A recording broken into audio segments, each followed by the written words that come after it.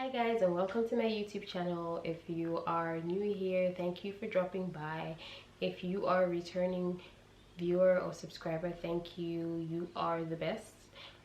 Please like, please subscribe. Just subscribe. It doesn't hurt. It doesn't hurt you. It definitely doesn't hurt me. So subscribe. I pretty much just want to show you how I made this outfit I'm wearing in this video.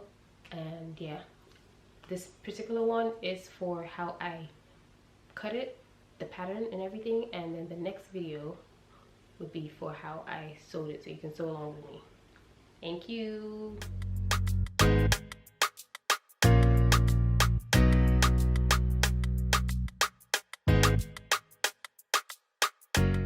Hi guys, so I'm just trying to draw a straight line on the brown paper to start off my pattern for this halter top. And I'm drawing a straight line because I've cut the edges, and so I just needed a straight line to start. Next thing you want to do, you want to measure out your shoulder. My shoulder is 14, so I divided that by 2, and that is 7 inches. So I'm just marking 7 inches right there. I decided to use a marker so you can at least see what I'm doing. So you mark 7 inches right there. The next measurement is my half length, because I'm doing it's a top, so just my half length. It's the top part of a romper, so my half length is 15, but I'm making it 16 inches because I want to have seam allowance for the top and the bottom, to attach the bottom to the shorts and to fold up or attach the top part to the straps, because it's like a halter. So here I'm just drawing the line to mark my waist, the half length, the length of my top. Here I'm gonna measure out my neck opening, and the circumference of my neck is 13 inches. To find the radius of that, you do the calculation for circumference, which is 2 pi r. So you divide 13 by 2 times pi, which is 6.28, and by the time you divide it, you get about 2. So I measured out 2 inches from the line to show where my neck starts from, the opening starts from. So I measure 2 right there and mark it. And then I'm coming to the shoulder, where my shoulder ends. I'm marking half an inch down so I can do my shoulder slant. That's what I'm doing right there. And then I just draw it. So sorry for the shadow, guys. I need to figure out this thing and how to do it better, but hopefully you can understand what's going on. So now I want to measure my waist. My waist, I'm using 26, and when I divide that by 4, it's 6.5. So I'm gonna add 2 inches, one for seam allowance and one for darts, which will give me 8.5. So I'm just here measuring up 8.5 on my waistline and marking it right there, so that's 8.5.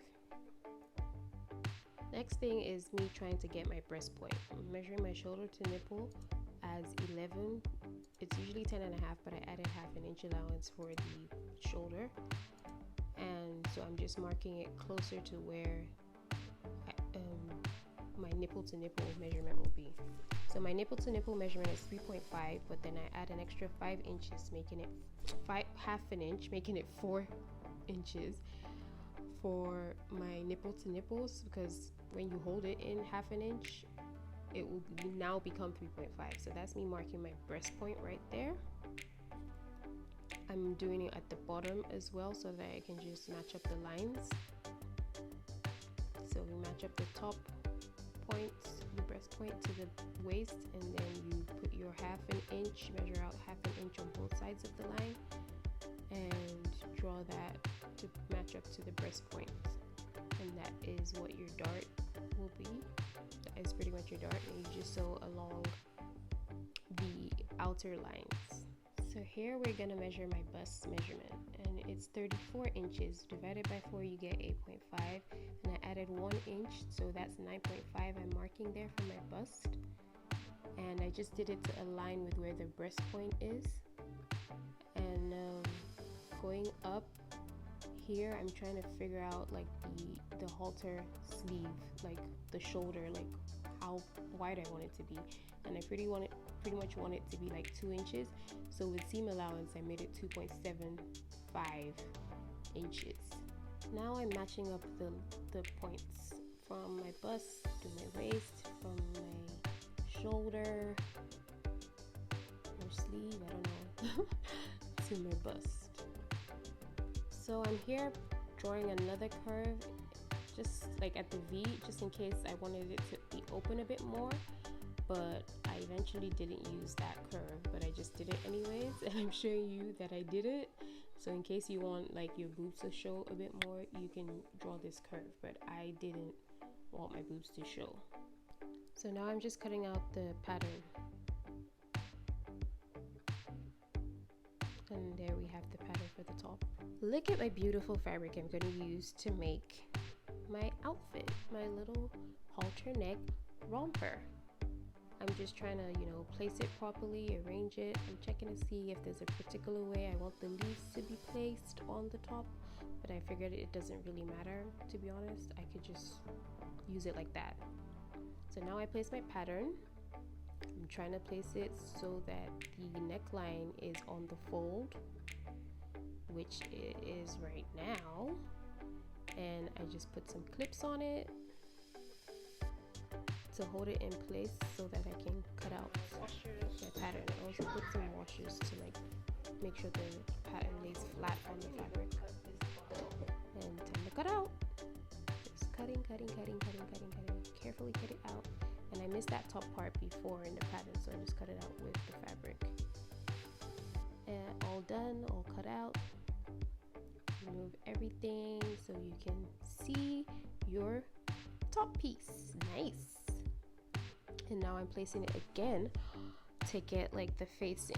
You can actually use a lining, a plain lining, maybe black or whatever you think is fine. Ironing it out just to make sure it's settled. You can use a lining so that you don't have to waste your fabric, but I didn't even think of that then. Just use the same fabric. And so I'm cutting it out, making sure everything's nice and neat. Just the exact same thing for the facing. Yep. And you open it up. I'm trying to figure out which one I want to actually be my top part. So I've decided to use that blue one because of the way it is in the middle. I'm going to use that to be the front part, like what will show in the outfit. And the other one that I place it on top is going to be my facing. So that's done. You can put that aside. Moving on over to the shorts. I'm doing a freehand pattern here. My waist for the top was 9.5, so I'm going to mark the same thing here. Marking 9.5 for the waist includes the seam allowance and the dart. And I'm trying to get my length for the shorts. I'm marking 14, which includes also seam allowance to attach the shorts to the top and to attach the bottom to the frills. So here you draw out the line for the length. That's the bottom of the shorts. You always just want to get the length sorted out first. The waist and the length, you know, the parallel lines, top and bottom.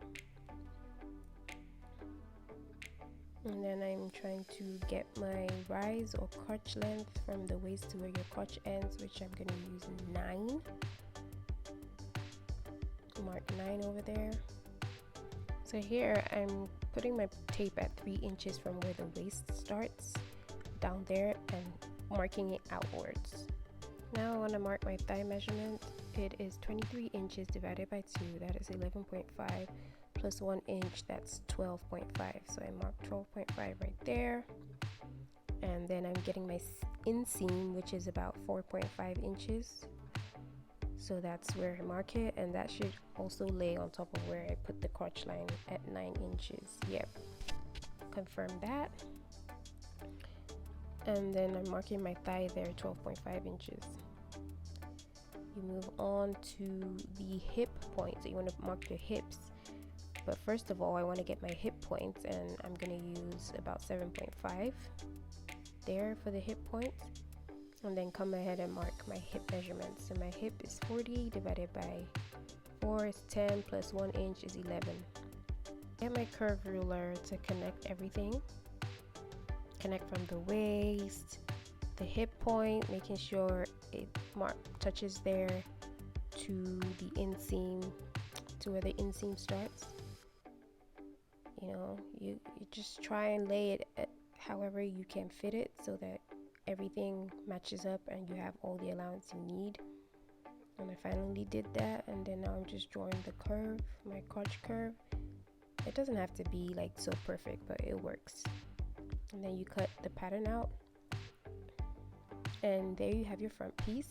And then you come cut the sides open because you're gonna join that to the back piece. And I place my front piece on another folded fabric. I'm showing you here that I actually have a pattern for shorts, but I decided to freehand this one for myself, but I usually use the patterns for customers because it helps me. So I'm measuring 2 inches from the fold for to give room for my bum. So the back piece always has to be bigger than the front piece. So now you draw the 2-inch line, match up all the marks you made for the 2-inch space for the bum. You just draw the line, and then when you place your fabric, I'm also making 1 inch above on the rise, because also to accommodate your bum, because you know it kind of lifts up anything you wear, so you need to have that extra space. But it should match up the front on the edges, on the sides where it connects to the front. But you know, the rise part doesn't connect to the front, that's just the back piece, so that should be higher so it sits well and you're not like struggling, like it's not like entering inside your butt. So here I decided to move it forward a little bit more just because I'm putting the zipper on my bum and not the side, and I just wanted to be sure I have ample space with no mistakes. And I'm just rematching everything up since I moved it forward. So you cut everything out, cut the back piece out. It's pretty much the same as the front, just with more space for your bum. And you open it up, so you have your front piece and your back piece. Now I am just trying to arrange my fabric to create the straps. I'm just, you know, making everything neat. Making sure I have enough fabric for what I need. I'm measuring 6 inches because that's the width I need to fold it to get the strap. So it will be about 2 inches each, because that 6 inches includes like sewing allowance, seam allowance. So it will be about 2 inches each, or 2.5 into 2 inches each at the end of the day, when I have taken half an inch on both sides. I just marked that all the way down. I folded it so that it'll help me do it without having to and everything will fit in the camera. Now that everything's measured up properly, I'm trimming off the excess fabric that I do not need, and then I open it up and fold it in half. So you see I have 4 layers of fabric, and those 2 layers of the fold gives me 2 straps, because it has to be double, right? So 2 layers for 1 strap, another 2 layers for another strap. So I'm just folding it together so that I know it's nice and even. Then I fold it again because, you know, I'm trying to conserve space. Now I'm cutting through that fold that I made so that I have 2 long straps. Cut it all the way through. Now I have 2 long straps, and those straps are gonna attach up there and on the top, just like that.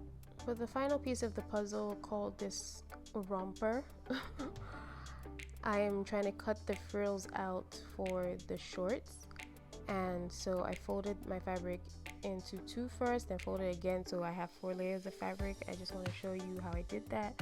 So you see it's folded like this first, and I lay it down and fold it again, making sure I have like 12 inches on each side.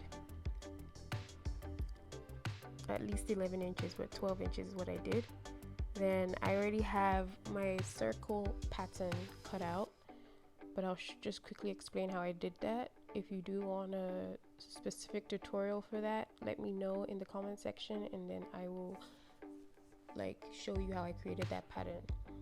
But pretty much what I did to get this circle is I figured out how wide I want it to be, so which was like about 40 inches, and I divide that 40 inches by 6.28. That's 2 times pi.